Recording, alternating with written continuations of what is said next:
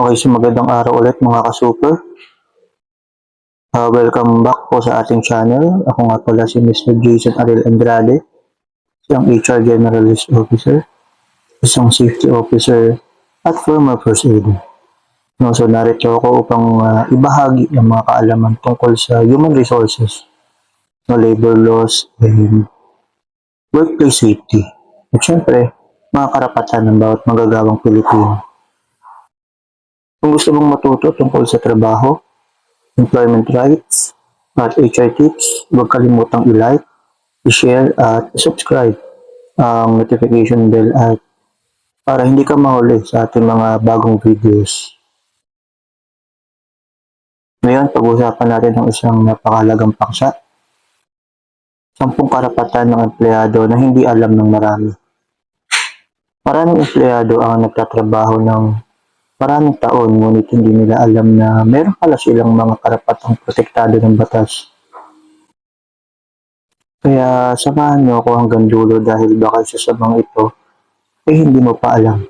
Magandang araw po sa inyong lahat. Ako po si Mr. Jason Ariel Andrade, isang HR Generalist Officer, isang Safety Officer, and also a former First Aider. Ako po ay gumagawa ng mga video content patungkol sa tips sa trabaho, tips sa safety, tips sa first aid, at marami pang iba katulad ng pagtulong at pagbibigay ng serbisyo sa kapwa. A leader, a friend, and a servant. A proud member of Alpha Phi Omega Fraternity, samahan niyo po ako sa isang makabuluhang talakayan. Kung nais ninyo ng mga ganitong video content, huwag kalimutang i-like, i-share, i-subscribe, at i-click ang notification bell upang palagi kang updated sa ating mga videos. Tara at ating alamin, himayin at pag-usapan sa HR Ariel Super Yell TV. Tara, simulan natin. Unang karapatan. Karapatan sa tamang sahod. Ang bawat empleyado ay may karapatang makatanggap ng tamang sahod ayon sa minimum wage na itinakda sa kanilang rehiyon o ayon sa napagkasunduang mas mataas na sahod. Hindi maaaring basta-basta bawasan ang iyong sahod nang walang legal na batayan. Ang ating legal basis, Labor Code of the Philippines at Regional Wage Orders. Pangalawang karapatan.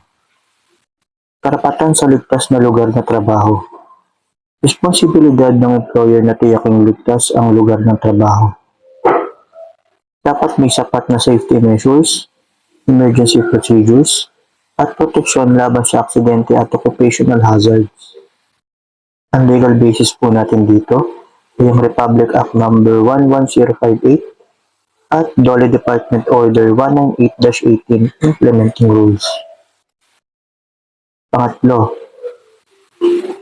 karapatan sa mandatory government benefits. Kung ikaw ay kwalipikadong empleyado, may karapatan kang magkaroon ng unang-una SSS, pangalawa PhilHealth, pangatlo Pag-ibig Fund. Ang employer ay may obligasyong i-remit ang mga kinakailangang kontribusyon ayon sa batas. Pang-apat, karapatan sa due process. Hindi maaaring tanggalin ang empleyado ng walang sapat na dahilan at tamang proseso. Karaniwan, kabilang dito ang number 1, notice to explain o yung tinatawag nating NTA. Pagkakataong makapagpaliwanag, pagsusuri ng ebidensya, nakasulat na desisyon. Ito ang tinatawag po nating due process. Legal basis, Labor Code of the Philippines. Panglimang karapatan, karapatan sa Certificate of Employment. Kapag humili ng empleyado ng Certificate of Employment, may karapatan siyang mabigyan ito. Sa ilalim ng DOLE Labor Advisory No. 06, Series of 2020, ang COE ay dapat ibigay sa loob ng 3 araw mula sa kahilingan ng empleyado. Pang-apat na karapatan, karapatan sa final pay. Kapag natapos ang employment, may karapatan ng empleyado sa final pay kung may mga benepisyong dapat matanggap. Ayon sa Dollar Labor Advisory 06 Series of 2020, nire-rekomenda na maibigay ang final pay sa loob ng 30 araw mula sa paghihiwalay sa trabaho, maliban kung may mas mahabang panahon na itinakda sa company policy, collective bargaining agreement, o iba pang kasunduan na hindi labag sa batas. Ang 7 karapatan. Karapatan laban sa diskriminasyon.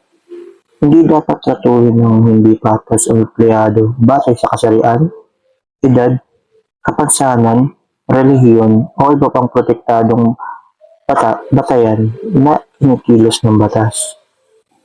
Ang bawat empleyado ay nararapat na tratuhin ng may respeto at dignidad. Ang 8 karapatan. Karapatan sa malinis at paayos na workplace. May karapatan ng empleyado sa workplace na malaya sa harassment, bullying, karahasan, at sexual na harassment.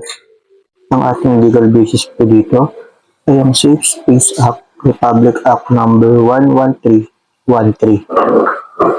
Anti-Sexual Harassment Act, Republic Act No. 7877. Ang 9 na karapatan. Karapatan sa tamang bayad sa overtime at holiday. Kung sakop ng batas at ng inyong employment status, may karapatan ka makatanggap ng tamang overtime pay, holiday pay, at iba pang premium pay kapag naaangkop. Hindi lahat ng empleyado ay otomatikong entitled sa mga ito. Halimbawa, may mga exempt employees, kaya mahalagang alamin ang inyong classification. Pang-10 at panghuling karapatan.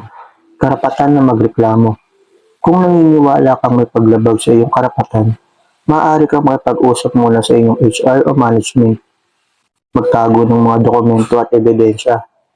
Humingi ng tulong sa DOLE o sa iba pang kaukulang ahensya depende sa uri ng issue. Ang ating lesson of the day, ang kaalaman sa ating mga karapatan ay hindi para gamitin laban sa employer. Ginagamit natin ito upang magkaroon ng patas, ligtas at maayos na lugar ng trabaho. Kapag alam ng empleyado ang kanyang karapatan at alam din ng employer ang kanyang responsibilidad, mas magiging maayos ang samahan at mas produktibo ang buong organisasyon. Kagaya nga ng ating kasabihan, ang kaalaman sa batas ay hindi sandata para makipag-away, kundi gabay upang maitaguyod ang respeto, katarungan, at magandang samahan sa lugar ng trabaho. Kung may natutunan ka sa video na ito, huwag kalimutang i-like, i-share, at i-subscribe sa ating YouTube channel. I-comment mo na rin sa baba kung ano ang gusto mong susunod na talakayin natin. Tungkol sa labor, tungkol sa HR, o mga karapatan ng empleyado. Muli, ako po si Jason Arel Andrade, HR Generalist Officer, Safety Officer at former First Aider. Tandaan natin, another HR tips, another day. Maraming salamat po sa inyong panonood. God bless!